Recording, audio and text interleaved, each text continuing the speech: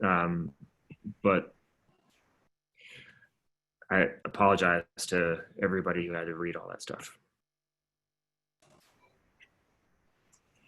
All right, we need to, sorry.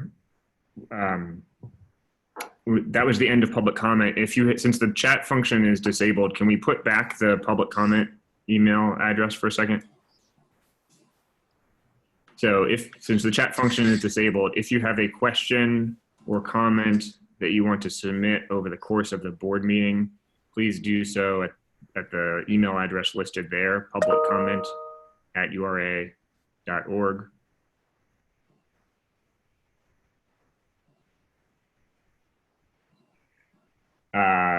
And we can move on to approval of the meeting minutes from the regular board meeting of May 14, 2020. Is there a motion? So moved. So moved. Second. Motion is seconded. All those in favor? Aye. Any opposed? The motion carries and the minutes are approved. And now we can move into some announcements, beginning with the URA sponsorship of Cocopreneurs Black Business Relief Fund. Thank you. Good afternoon, everyone. Following the murder of George Floyd, there were several protests that happened in Pittsburgh, one in particular downtown. It was a peaceful protest that turned violent with outside actors came into the area and damaged businesses and buildings in downtown Pittsburgh. Following this event, Camille Scantling, who's with us today, and founder of Cocopreneur, an organization that uplifts Black-owned businesses regionally, she took action and started a fund to raise money to help these businesses that were damaged recover. The URA is happy to be able to provide $10,000 to support this effort, as well as we're very happy that Citizens Bank is able to match this to provide another $5,000. So $15,000 will go to this cause to help the businesses, specifically the Black-owned businesses that were damaged in this occurrence. Next slide, please. Camille is here, as I mentioned. Camille, would you like to speak to what you're trying to do here and the support that you're garnering for businesses? Sure. Thank you very much. And thank you to the URA and citizens for the contribution. I think it is a step in the right direction towards supporting more grassroots organizations who do the work that a lot of larger organizations have initiatives for, but don't necessarily have the same connections. So I think that this is a great step. As far as the fund itself, I'm currently working on what this will look like in a grander scheme, but it is going to go straight to small Black businesses in the greater Pittsburgh area. There are a bunch of different scenarios that our businesses will run into in the next couple of weeks, especially. Because of COVID-19 and business interruptions, many businesses do not have the same level of revenue that they would have had their doors been open 100%. So we want to be able to make sure that people can sustain themselves during the uncertainty of the next couple of weeks. Make sure they can make the payments on their leases. If there's any inventory that was damaged because of the amount of time that they were left closed, making sure that they can cover inventory.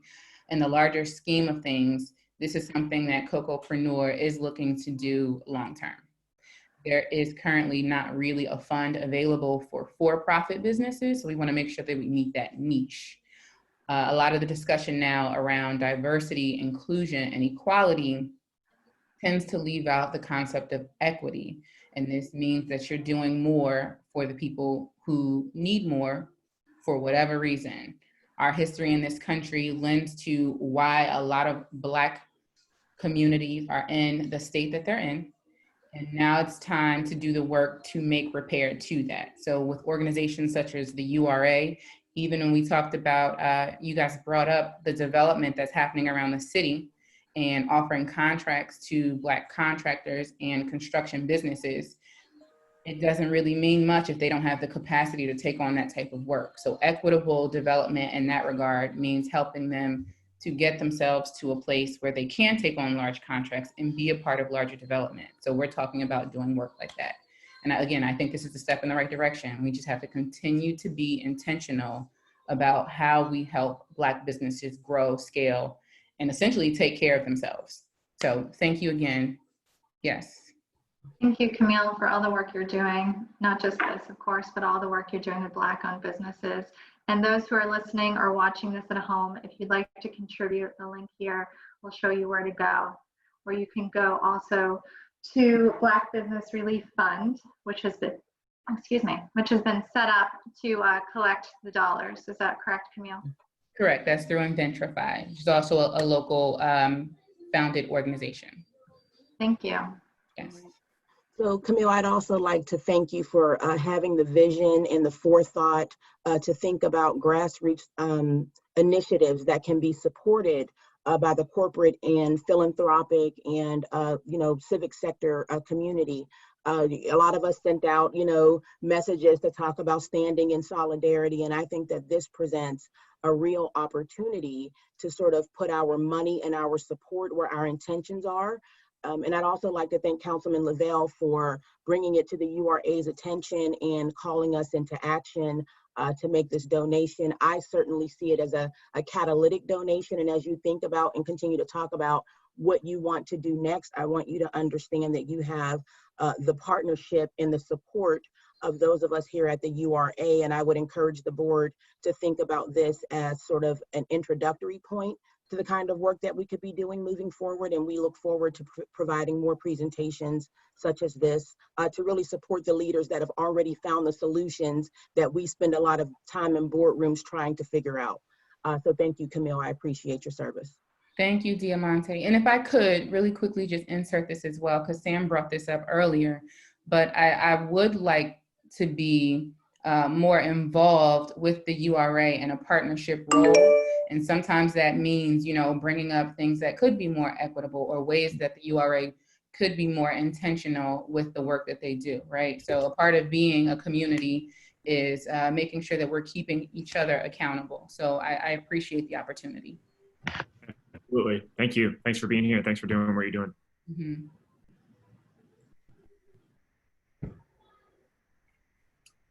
I think next is the Eco District accredited professional. We're going to recognize a URA staff member who received additional accreditation. Great, thank you, Chairman. So I just wanted to take an opportunity to announce and congratulate Lily Friedman for passing her Eco District's AP exam a couple weeks ago. Lily is one of our newest full-time staff members at the URA, originally started as an intern in 2018. She's finishing up her master's degree in sustainability, and she actually found the certification herself, and even better, through support of the Kresge Foundation, the training course and the exam were free to the URA. So eco districts promote equity, sustainability, and resilience at the neighborhood level, and I think they'll really help advance some of our work. So Lily works on different projects in Larmer where sustainability is a big focus. She is typically our project lead for projects that have a large sustainability component. And she is the URA's representative on the Uptown Task Force helping to implement the Eco Innovation District Plan. So Lily's here in the audience today if anybody has questions, but I'm really proud of her and glad that we have her at the URA and glad that she was able to pursue this additional education. That's great. Congratulations, Lily.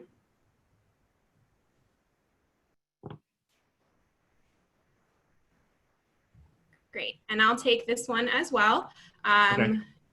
So Senator Heldman, there's going to be an upcoming community meeting. Just as a reminder, the URA acquired the Senator Heldman site late last year. It's a 2.5-acre site that features a large vacant shopping plaza with multiple storefronts and surface parking. In March of this year, the URA issued a request for interested tenants. So we were seeking information from those interested in leasing one or more of the storefronts of the plaza. Responses were due on April 1st. We received 14 different responses, a variety of them, office space, healthcare, retail. We did not receive a traditional grocery store operator for the large former Shop and Save space, but we'll be continuing to pursue the Center Avenue fronting retail spaces. The Hill CDC reached out to the URA and asked if we would be willing to consider sending the potential tenants through the development review process, which is the development review panel process, which is the Hill District's process for reviewing and providing feedback on development projects in their neighborhood. So we've been working pretty closely with the Hill CDC to come up with what we're calling a DRP light process so that we could get community input on the potential tenants, but it wouldn't be a full DRP process because that could be a little bit cumbersome on a tenant. So the Hill CDC is going to be hosting a virtual community meeting June 25th. And potential tenants will be giving a brief presentation on their ideas. Community residents will be able to fill out an online form and give us some feedback on those. And we'll use that information to help us inform final recommendations for lease up of the Center Avenue facing spaces. So if you're interested in attending that community meeting, you can go to hilldistrict.org/register and sign up to attend the community meeting. Great, thank you. And finally, So this next one is to announce the retirement of Clavera CC Creer. Anybody who's been, working with the URA, CC. It is with sort of a bittersweet moment to say goodbye to CC after 42 years of service in the city of Pittsburgh, 13 of those years spent at the URA. And so when I came to the URA in 2017, CC was the one who sort of showed me the ropes about the MWBE program and was, very supportive of, all of the folks that she supported over the years. And so I want to ask Columbus to give a few comments here about CC and what she's meant to the HR team during her time in service at the URA. Hi, everyone. I believe Cece's on. I just want to say, Cece, was great working with you. Your work was truly amazing. I'm not easy to work with because I'm a perfectionist, but she was way ahead of me. She was always 2 steps ahead. She made the HR department better. She is going to be missed. What really stands out to me the most is when you hear outside stakeholders say, it was a pleasure working with CC, or CC helped me through this, and what a great asset to the URA she was. And I believe, Lindsay, you had some working with her as well and how efficient she was. And so, I know it's unbelievable to think, but that's kind of rare nowadays to have someone that is on top of things, can get things done, work well with outside stakeholders as well as internal individuals. So Cece's going to be missed. I'm very sad. Tomorrow's her last day. I don't know how I'm going to find someone to replace her to keep me on track. And Cece, I just want to say thank you for all you've done for the URA. And I'm getting a little emotional thinking about it. But I can say that she's a friend now. I don't make friends easily, but Cece was a great asset to the URA. And if she's on the line, I would really like her to say something. Yes, Cece's here. Hold on.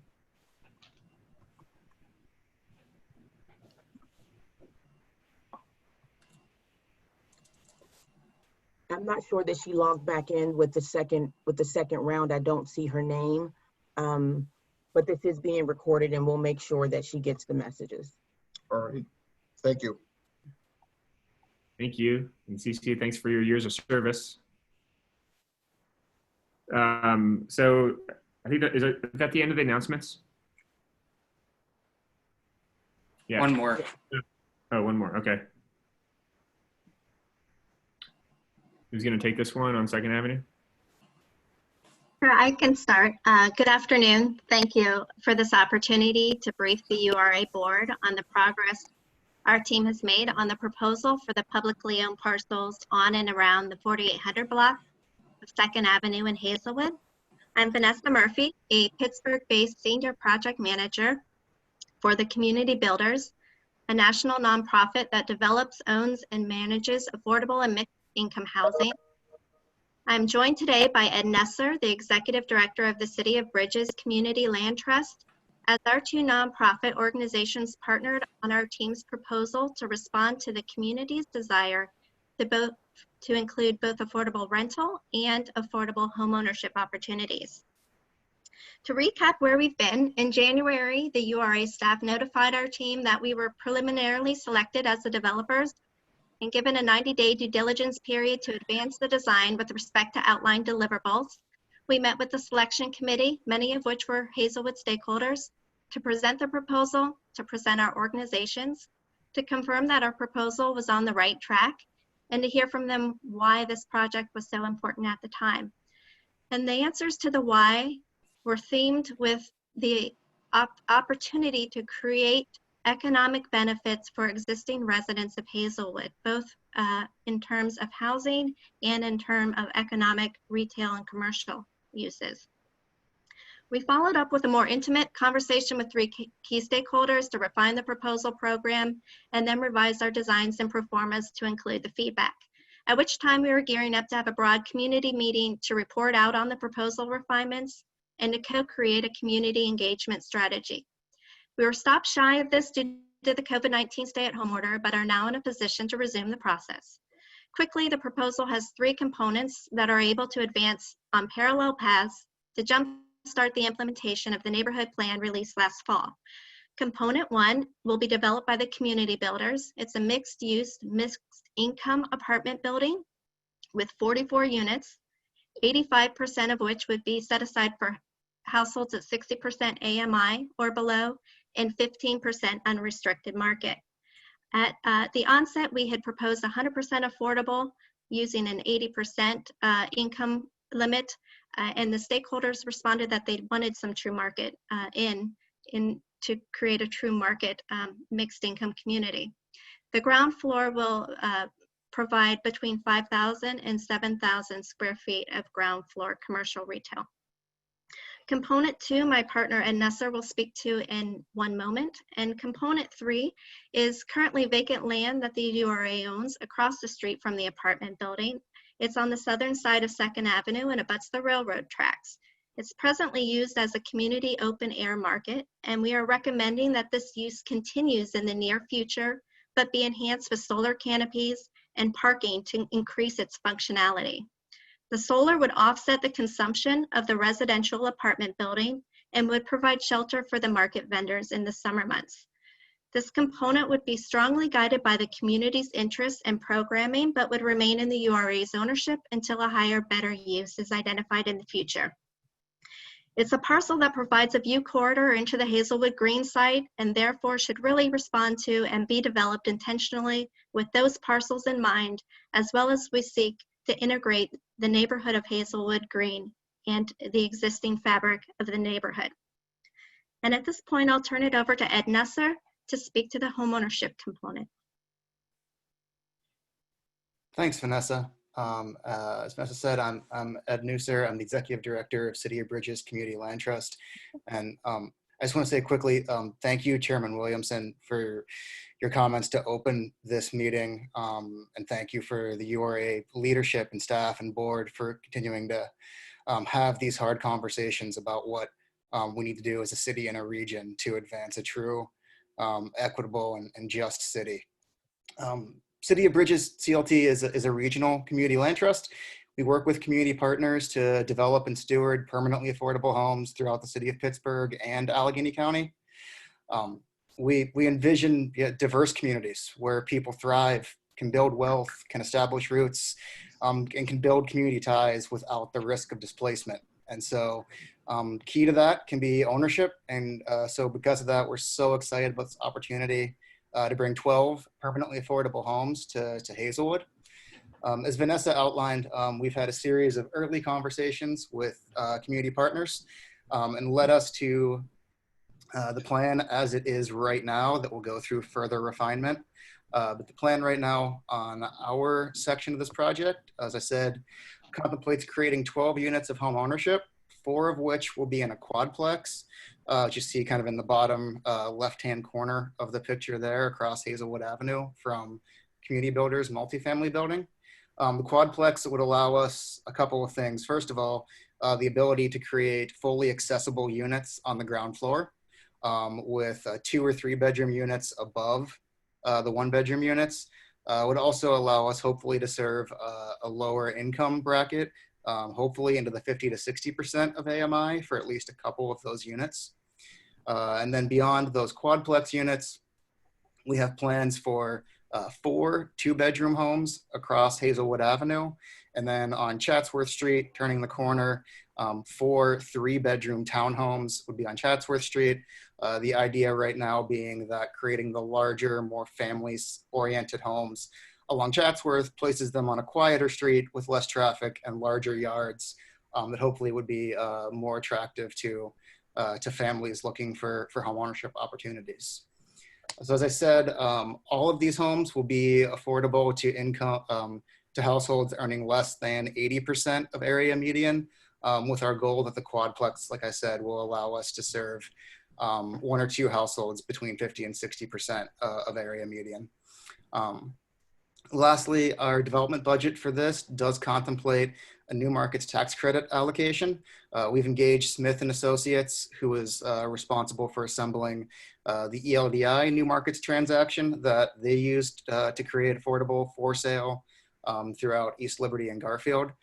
So we're really excited about building off of that success and proving for the city that tool can be a new tool in the toolbox for funding affordable for sale housing.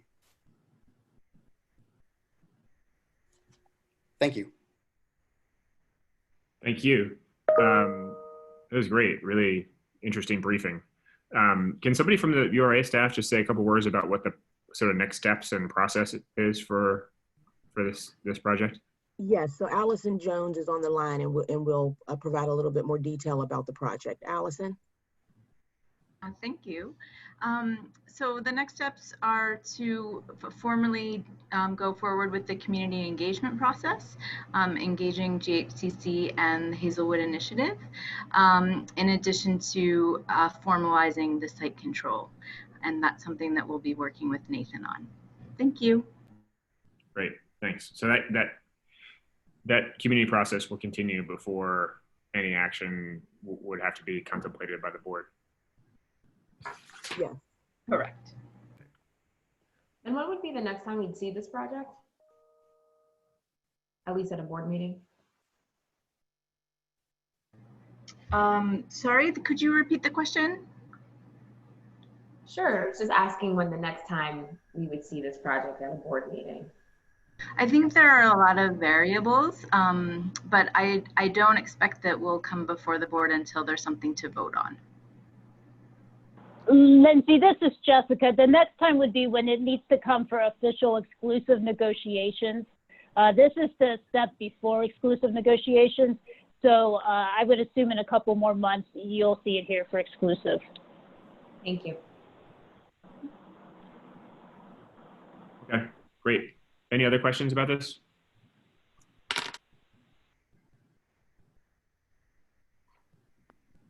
Okay, thank you.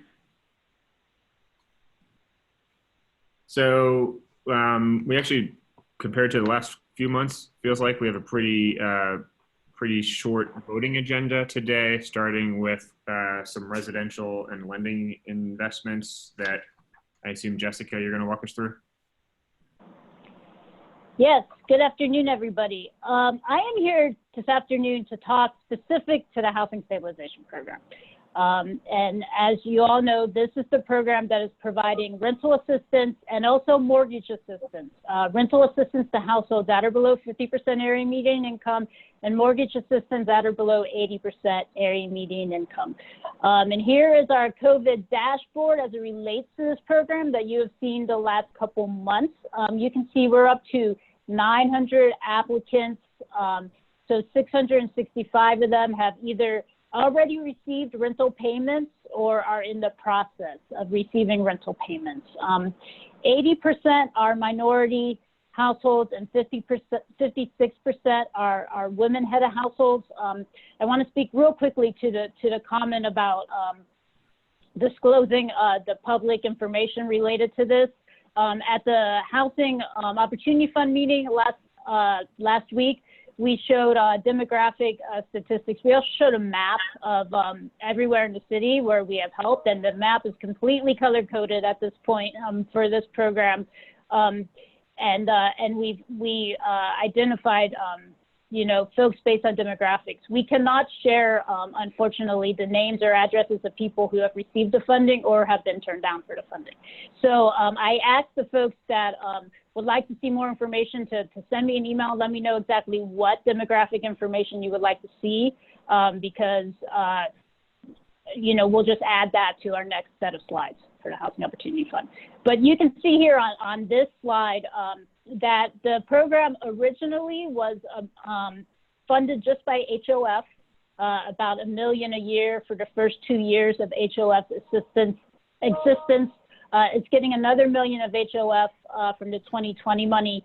But last month, the city of Pittsburgh and the mayor's office gave us $2 million of the CDBG COVID to help fund the program that went through council.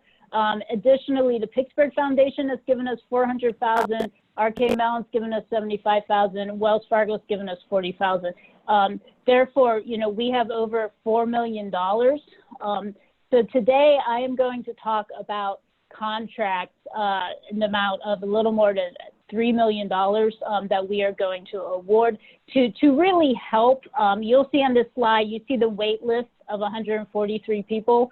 The providers, right now we have 4 providers. We have the Urban League of Greater Pittsburgh, we have YWCA, we have Macedonia Faith, and we have Pittsburgh Mercy. And they are working pretty much night and day, and they brought on a lot of volunteers and some staff to help, and they're going as fast as they can. But given the extreme need for this program right now, and the more money that's coming into the URA, we need to bring on more providers. So Daniel, if you go to the next slide, today I'm here to ask for authorization to enter into contracts with 11 providers. We issued an RFP that was due in the middle of May to bring on more social service providers to the program to administer the rental assistance and the mortgage foreclosure prevention assistance. We received 16 responses, and today you're going to see 11 awards presented in front of you from the group of folks you see on the slide. And when we get to the next slide, it'll break out the awards by dollar amount. But basically, these organizations all have experience in operating rental assistance programs and or mortgage foreclosure prevention programs. That's why they were selected to help. The 5 folks that responded that did not get selected were primarily smaller nonprofit community-based organizations that have a lot of really good feet on the ground when it comes to knowing their community, but have not ran a rental assistance program before. Therefore, we are working with our partners right now, Allegheny County Economic Development and Department of Human Services, to identify a program for them that we think we're going to entitle the Community Ambassador Program, where we provide smaller contracts, which you'll probably see next month at the board meeting, to nonprofits to help folks complete the applications and really navigate the system as well. The board has talked in past months about how difficult is the application for this program. We've been doing a lot of research on this in the last month, making sure that we fully understand the different forms that our service providers are using. They all are using a URA written form that is 3 pages long at this point. We had heard that they were using longer forms to help for non-English speaking population. We have worked with them to reduce that, to keep that long form from happening. But we want to make sure that, all these groups are using the same form, and that we have these community ambassadors that we will be talking about in the future month or 2 that can help people fill out those applications. Next slide, Daniel. So you'll see, here's the list. And so the authorizations that I'm asking for today is a contract with Macedonia Faith in the amount of 100,000, a contract with the Urban League in the amount of 550,000, YWCA in the amount of 500,000, Pittsburgh Mercy in the amount of 100,000, Action Housing in the amount of 550, Chartiers in the amount of 270, the Veterans Group in the amount of 95,000, NeighborWorks in the amount of 150,000, Goodwill for 200,000, PCSI for 200,000, and the Jewish Community and Family Services for 300,000. You can see on this grid which ones are going to be doing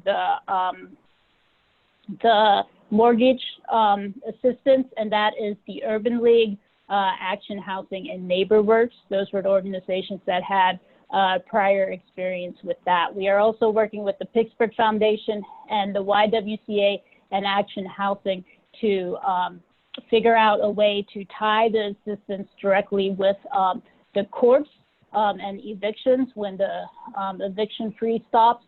So the 400,000 from the Pittsburgh Foundation we're going to be using to kind of help figure that out.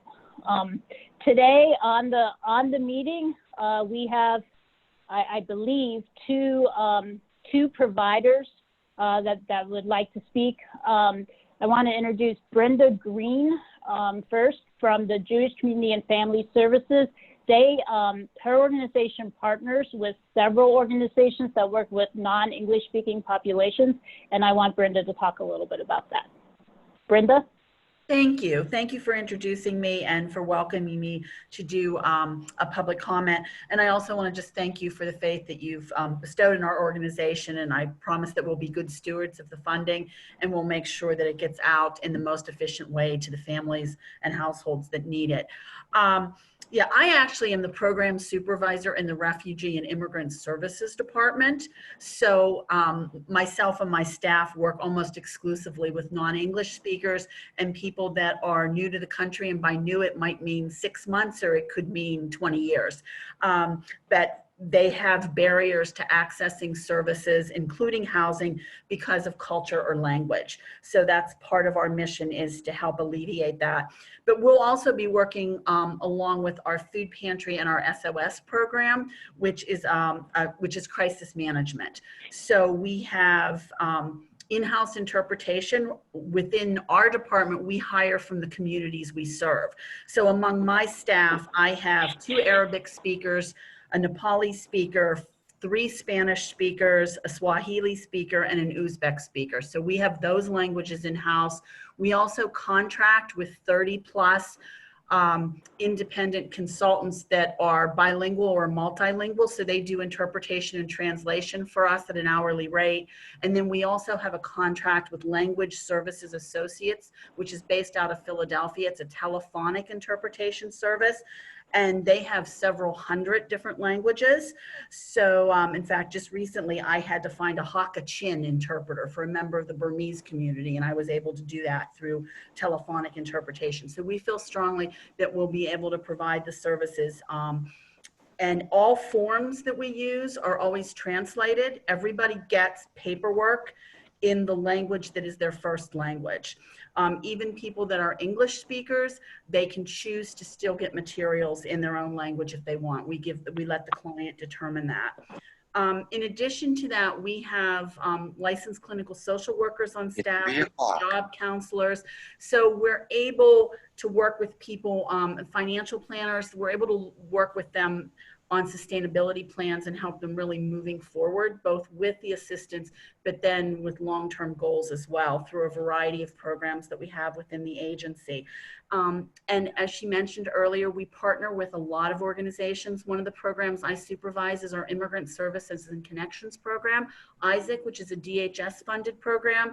Our partner agencies are Literacy Pittsburgh, Casa San Jose, the Latino Family Center, and SHIM, the South Hills Interfaith Movement. So all of those organizations work together on our immigrant programs.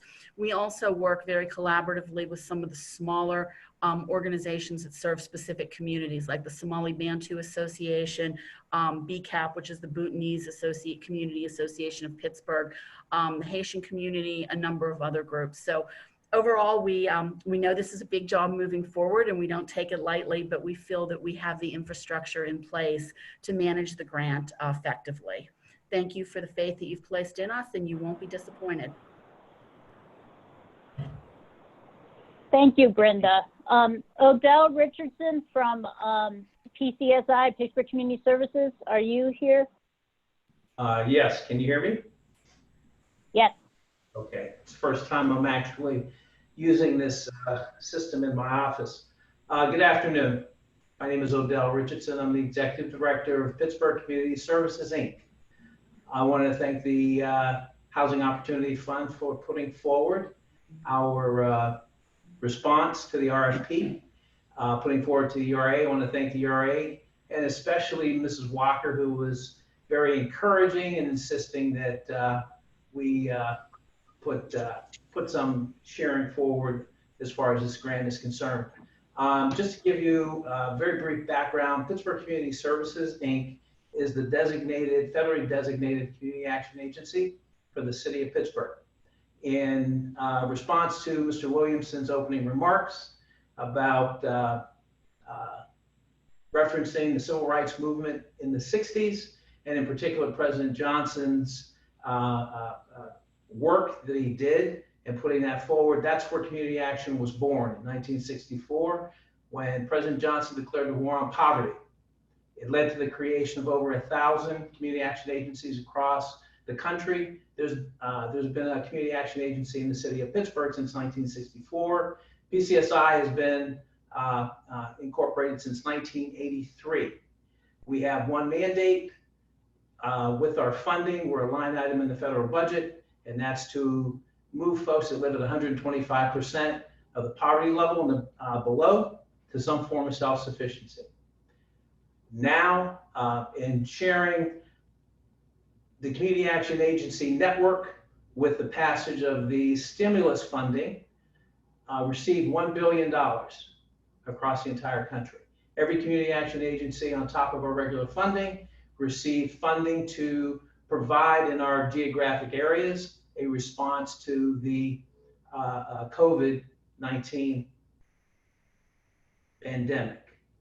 So I was very pleased to participate in this. I look forward to partnering with the URA, but know that PCSI and our responsibilities as Community Action Agency will also be bringing and adding resources to the table. This was one of the efforts that we have been involved with in terms of rent support, housing stabilization since our inception.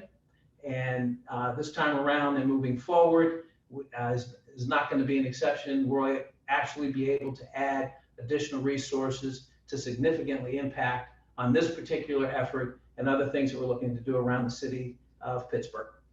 Thank you, and I appreciate your consideration of our proposal. Thank you, Odell. And thank you, Brenda. Does anyone from the URA board have any questions or comments? I do. This is Jody. So, I mean, obviously the URA needs to outsource some of this to experienced service providers. And I know some of these organizations and their administrators. Hi, Brenda. So I'm sure they're going to be great. I'm just wondering how, with this many different providers, how we sort of standardize the process. So, you know, like how are we going to know what the acceptable turnaround is from, you know, first call to money in hand?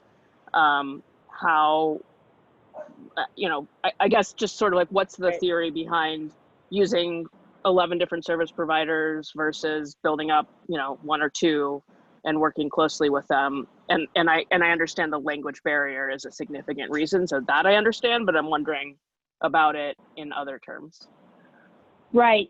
Yeah, absolutely. That's a really good question. And that's something we've been thinking a lot about at the URA as well. And of course, when we started this program a year and a half ago, we started with 4 providers, you know, so now we're going to be up to 11. So a couple things as it relates to that. Over the last year and a half, we do have a pretty standardized system set up. We have a SharePoint system that all the providers will be using. They also will enter very limited data into a federal HMIS system as well. And all the paperwork and inspections and everything is all going to be extremely uniform. So everybody should be doing the same thing. Our staff is mobilized to be able to train folks over the course of the next month, because we're wanting most of these organizations to be able to start at the beginning of July. So they will be training them over the course of the next month. And additionally, right now, we still have 211 in place to provide coordination, and we'll feed the clients to the groups. We thought that we needed to bring on more groups now that we have systems in place, because the 4 groups we have, they're great, they're doing great work. They just don't have enough people. The demand is just so high. So our hope is, now that we have systems in place that everyone can function the same, that 11 groups will be able to go faster than 4, and that our waiting list will be smaller. So that's the logic. Okay. I had a few questions. First, before I forget, would you be able to send the board members the map that you shared to the advisory, the Housing Opportunity Advisory Board? I think it was a map. Yes, absolutely. Thank you. The second thing was, thank you for taking, I think, the suggestion from a few meetings back about incorporating a provider that particularly works with the welcoming community. So I love to see JFCS on this list. One thing that I did have a question about, if there was a way in particular that we would ensure that one of these groups, or maybe in the future, contracting an additional group that would be able to specifically help LGBTQ communities. We're seeing when it comes to homelessness, in particular for young LGBTQ folks, that they have higher rates of homelessness. And I think having a provider that works very closely within these communities, knows the folks who may be in need of assistance, would be really helpful to make sure that we're reaching as many people in need as we can. So I don't know if that's, one of these providers doing a subcontract with another one, or in the future we look towards that, but just something to throw out there while we're on the subject. And then the last little bit was to Jody's point about standardizing the process. If there is a way to ensure that, and I don't, maybe perhaps this is already happening and I'm just not aware, but obviously everyone's case is different. So when they come to a provider, depending on their own situation, it may take them 2 weeks or 7 weeks, what have you, to get funding or get to the appropriate to get funding. So is there a process that we could standardize for providers to ensure that, even if it's not a yes or no, like, yes, we can give you funding, or here's where you should go, that we're checking in with folks once a week, every 2 weeks, what have you, to make sure that folks know that, yes, we are working on your case. Yes, we have a, high volume, but, so folks don't feel like they're forgotten in this process. I mean, I would take that even further and say, we actually have to have something that is we have folks who are desperately in need of help. It's actually not okay that they're not getting it in a standardized frame that we've said, you have to have some feedback within a day, 2 days, and you have to be housed by 10 days or whatever it is. I'm not an expert in how long it takes, but I do worry about the barriers, and it actually speaks to your question about the LGBTQ population as well, Lindsay, is that with this many different providers, we just have to be really careful that everyone who talks to folks are not putting up any kind of barriers, both to that population or any other. Language is not the only barrier to worry about, although it's, of course, a significant one. Absolutely. Yeah, I absolutely agree with everything you're saying. I will work with staff to make sure when they talk to these providers that we create a unified response in a certain number of days, that everyone needs to respond in a certain number of days.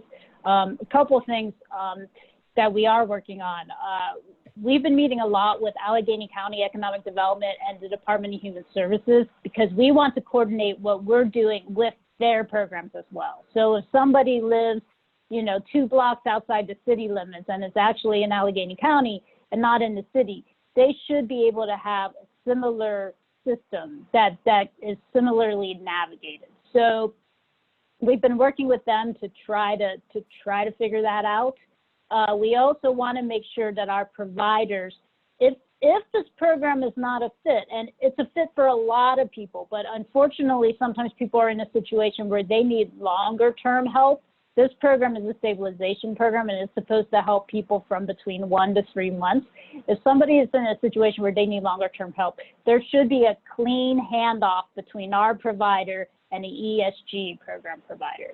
And we do need to make sure that's happening. So I definitely hear your comments, and we will try our best to work with the providers to get that to happen. And I also, I will talk to staff. I'm not sure which ones of these groups work directly with the LGBT community, but we will find out, and we will make sure that there is at least one, if not more, that have those connections. Awesome, thank you.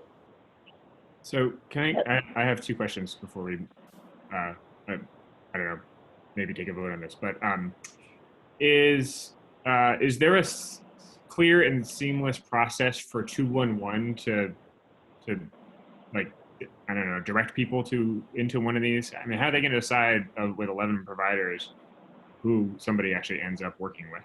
Because the first step for people is they call 211, right? And then they refer it out to one of the providers? Yep. Yeah, so the goal is that the providers are in constant communication with 211, so that 211 knows, how many clients they're helping, if they have excess, staff available to help more clients, and so that 211 can put them with the provider that can get to them the quickest. That's sort of the goal of 211. 211 also can provide language translation as well.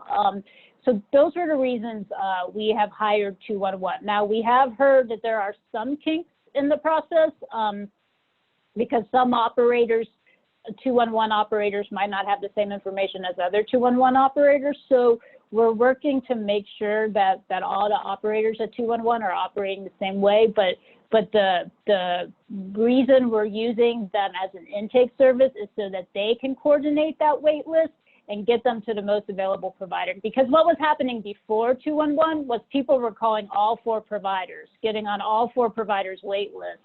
And then the numbers were overly elevated at that point. And they were just making a lot of calls, and it just wasn't helpful for anybody. It wasn't helpful for the tenant, and it wasn't helpful for the providers. So that is why we're trying 211. So thanks, that's helpful. And then my other question, I don't want to put you too much on the spot, but are we seeing that there are either applications being rejected or delays in processing them because people have to prove that they have a plan for stabilization? And if so, like, I mean, that's something that might need a legislative fix, I would think, right? Well, so I think there's a before COVID response and the after COVID response to that. So in terms of a legislative fix, I mean, when the guidelines were written, they were written to help folks that were in a temporary bind, basically, and needed a way to stabilize themselves before they lost their housing and were eligible for ESG programs. And so I would say that people were probably getting turned down, if not so much turned down, but referred to an ESG program if their situation was such that they needed more of the long-term support. Now with COVID, things are a little bit different, and the providers are acting much more flexibly. With COVID, if people were laid off, they're assumed to believe that they will be employed again once COVID is over, and then they're asking a lot less questions on that front. I will say that we are getting the CDBG money, and so we're going to have to follow a kind of a series of CDBG regs when it comes to documenting this as well now. But with post-COVID, they're more flexible. Okay. I would say the largest reason people are being turned down is because they live outside the city. If they're within the city and they are income eligible, the providers do whatever they can to try to work with them or pass them off directly to ESG. Okay, that's helpful. Thanks. Mhm. Any other questions or comments? We are expecting a big, well, I don't know, we're expecting a surge of evictions once the eviction moratorium expires. Yes. next month, so it's good that we're doing this now.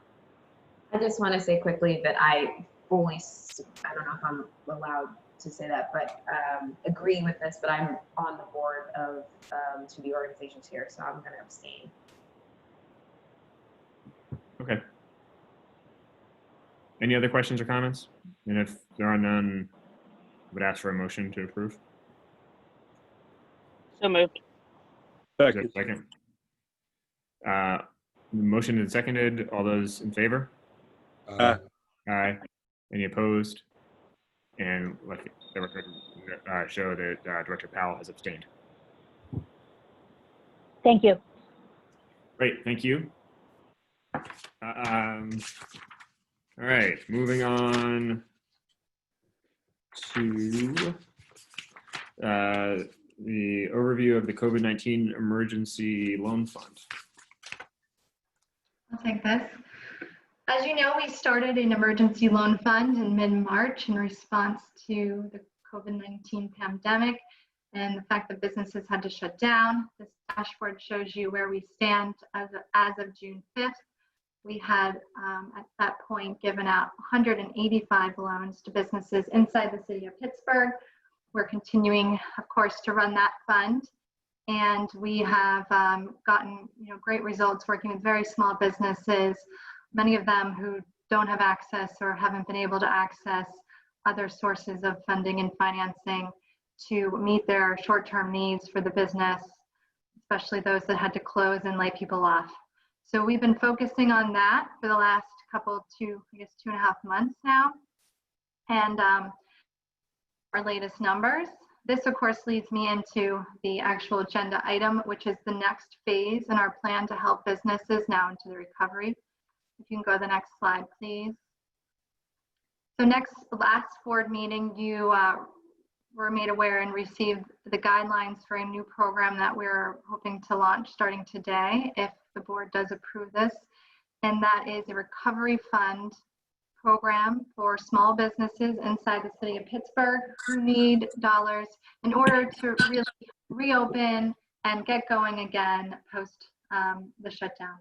And so now that we're in the green phase and businesses have a little bit more flexibility, they may need dollars, of course, to make sure that they have the right social distancing items in place, PPE, all the different items that you may need. We, of course, anticipate that a lot of businesses were forced to lay off workers, and now they need to rehire them. And of course, if they had inventory that might have spoiled or expired, they'll need to do that as well. And so the difference is that this fund provides additional funding up to $75,000, so more than our emergency loan fund. This one will provide larger amounts of capital to just meet those needs, and we're very excited to be able to do this. We have now the two programs that we're hoping to run, so we'll continue to run the emergency loan program up to $15,000, and now the small business recovery loan up to $75,000. Next slide, please. So we are planning to target, of course, most disadvantaged businesses, very small businesses, minority businesses, women-owned businesses, just like we've been doing with our emergency loan fund. We are making the requirement that this is for businesses with less than 30 employees. We really want to make sure that we're getting the businesses that are potentially lower resourced and don't have necessarily the ability or access to other types of capital. Here you can see that they're the two programs laid out, what they look like, what the different terms are. Continues to be a very accessible product for small businesses. We are trying to make it as flexible as possible so that there are no barriers for businesses that need and want to use this. Are there any questions?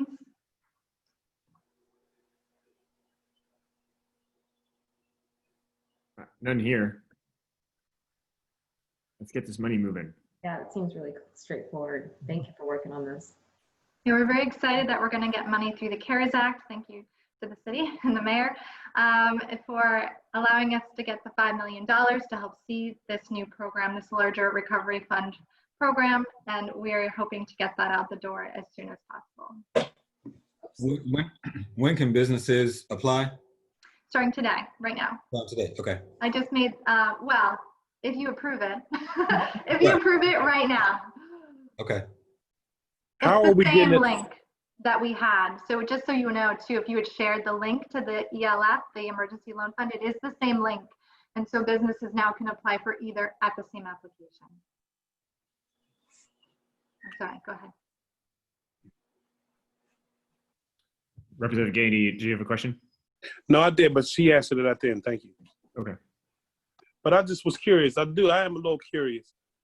How are we getting it out, particularly the minority businesses? You know, how are we getting the word out? Because I get a lot of calls from a lot of small minority business, some African-American businesses, of what they could, of how they can apply, what they can do. Most of them don't even know we're doing a lot of things like this. Is there an intentional way that we're getting this information out? Yeah, so we're working with. I'm sorry, go ahead, Jennifer, go ahead. Well, you can answer, Diamante. Oh, okay. So we're going to have a pretty aggressive marketing push around this, and we're going to particularly geo-target minority-owned businesses, women-owned businesses. We talked a lot today about, LGBTQ. We're going to make sure that this funding finds its way to those that find themselves in need and have been shut out of the PPP process. So the communications team is working on a campaign. We'll have a lot of info sessions, and we'll make sure that this deeply permeates the market that needs it the most. Yes, and Oh, also, sorry. Go ahead, no, go ahead, I'm sorry. To the also the immigrant population, just so you know, we have preemptively translated our materials for this program into 5 languages so people can get that snapshot of what the program entails so that they're able to decide if they're interested in the program. We're working with the Welcoming Pittsburgh initiative on that. And of course, continuing to outreach to all of our networks through all the neighborhoods that we especially work with in the minority neighborhoods. We have a lot of different things coming up to make sure that people are aware. As the campaign kicks off, I'd just like to stay informed on that right there. And if there's anything I can do, particularly to reach out to businesses, I would love to do it. I'll make sure you stay informed. Yes, thank you. We'd love to take you up on that. Any other questions I can answer? Thank you so much. Thank you. There's no other questions or comments. We need a motion to approve, I think. So moved. On that before we move on from it. Was motioned and seconded. Any further discussion? All those in favor? Aye. Aye. Any opposed? Any abstentions? Motion carries. Great. Thanks. Now we can move on to exclusive negotiations with Art Kindle Development in the Middle Hill. Good afternoon, everybody. This is Chuck Elkhorn, Project Development Manager in the Neighborhood Development Department, here to present this project and request authorization to enter exclusive negotiations with our Kindle Development Group for 6 months for the sale of 5 publicly owned parcels in the 2100 block of Rose Street in the Middle Hill District.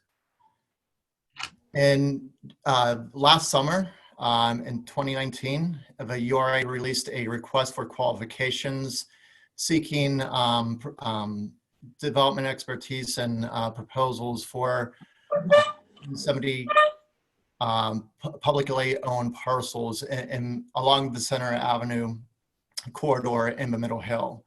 That RFQ received 11 qualifications, 6 of which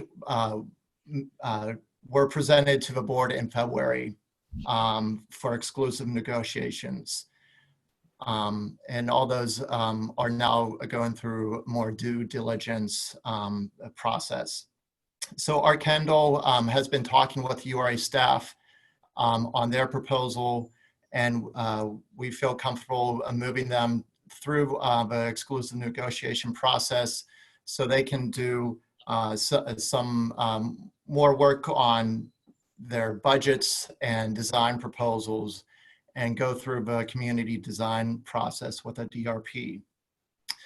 The proposal is for 5 to 6 single-family for-sale houses on 5 vacant lots.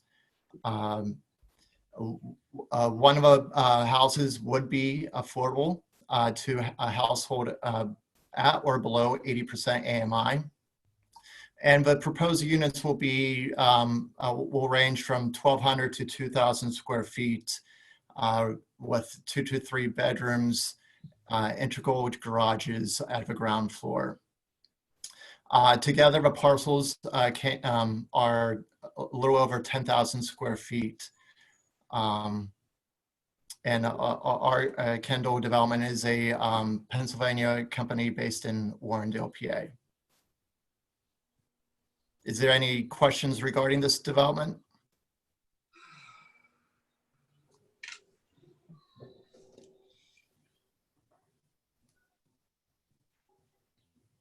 No questions. Just want to thank staff for actually working this through over the past however many months. This was one of the original respondents to the Center Avenue RFP process. And so there were some concerns on the community side, but we also said that we were going to work with him to try to get towards a better resolution. So I just want to thank you all for continuing to work to get him to this point. Absolutely. Okay, thank you. Any other questions or comments? Just a quick one, comment more about the at least one house affordable at or below 80% AMI. I know, I'm sure that you'll be working with the URA and others to ensure that we can, you know, expand that number if possible and deepen the affordability there. That's noted, and we can take those comments back to the developer and see if it can work in their pro forma. Yes, we're continuing to work with the developer. I have a few ideas about how we might be able to get to other levels of affordability. The site does have exorbitant site costs. So that's one of the things that we've had to take into account, but we are working diligently. And I think that this exclusive negotiation period will help us to be very creative about how we can do exactly what you asked for, Director Powell. What do we think that the market rate sales prices would be for these homes? I don't know that we have those numbers right here in front of us. We can look into that and get that information to you. The Hill District sale prices, depending on where you are, where that location is, it varies across the spectrum. Houses, you know, for $20,000, and then you have, you know, $500,000 houses. So just we would need to look at it, and we can get that information to you, Sam. Okay, thanks. Actually, this is Jessica. I met with the developer earlier this week. He's looking at the high 300s to the low 400s for his market rate price. Okay. Yeah, which is not a price any very many middle or low income families can afford.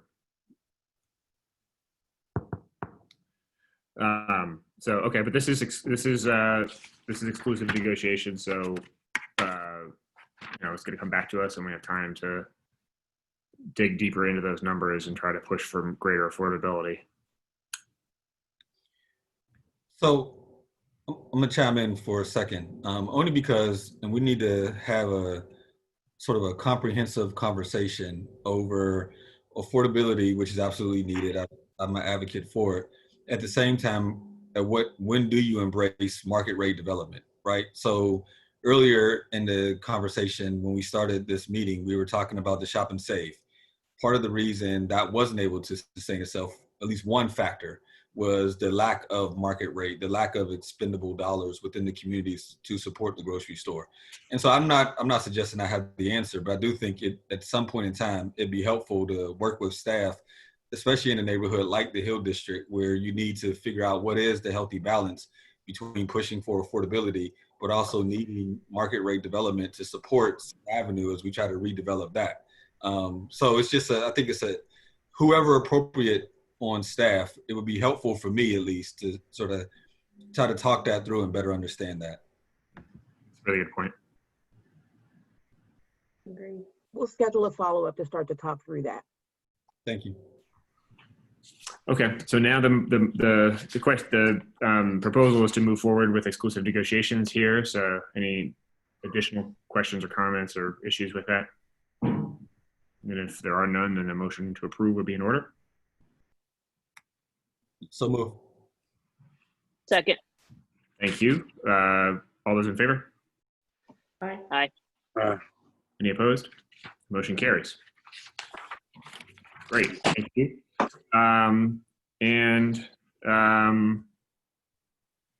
That brings us to agenda B, which we're gonna vote in its entirety with the exception of item number 2C. Item 2C is a waiver of, was a proposed waiver of city residency for two potential new employees of the URA. URA has a longstanding and frankly, rightfully so, we have a longstanding rule that staff of the URA have to reside within the city of Pittsburgh. And there was a proposal to waive that requirement for a couple of potential new employees, and that is not something that we think is appropriate, frankly. So we're going to strike that from agenda B. With that amendment, are there anything else to draw attention to in agenda B, or any questions or comments? No. A motion to approve in its near entirety, with the exception of item 2C, would be in order. So move. Second. Motion and seconded. All those in favor? Aye. Any opposed? The motion carries. And any final parting thoughts or comments from the board?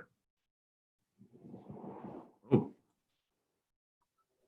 No, thank you guys for your hard work. I know that stuff is obviously ramped up with a lot of our programs, and I just always appreciate you guys working so quickly and quickly to start these new programs and make sure that all of our residents are served.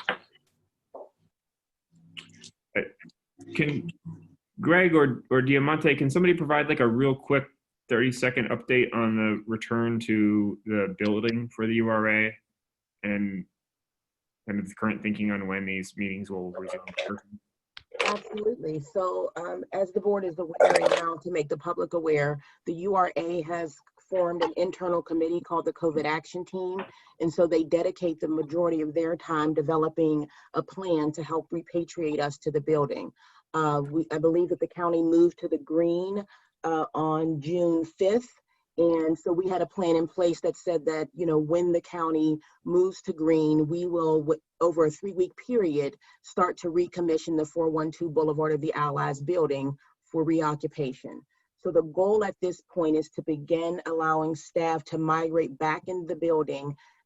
We will have no more than 25 staff members in the building at a time each day, Monday through Friday.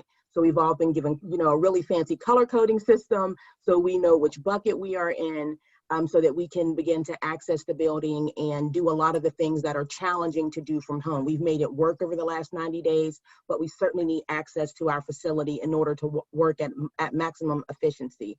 And so, so we will start to do that. We are going to keep the building closed to the public for the time being, out of an abundance of caution and in public health concern.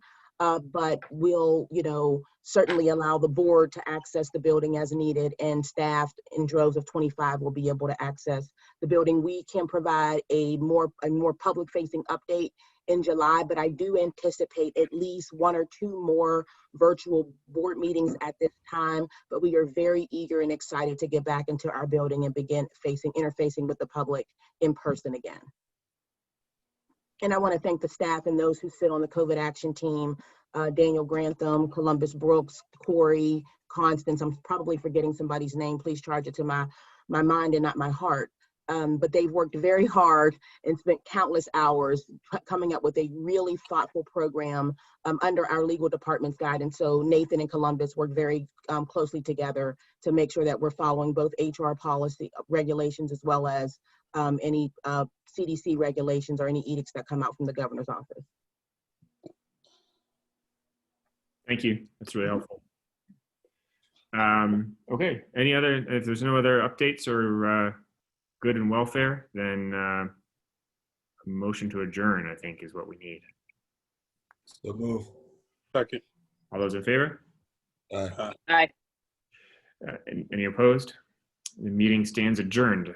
Thank you, everyone. You. Thank you, everybody.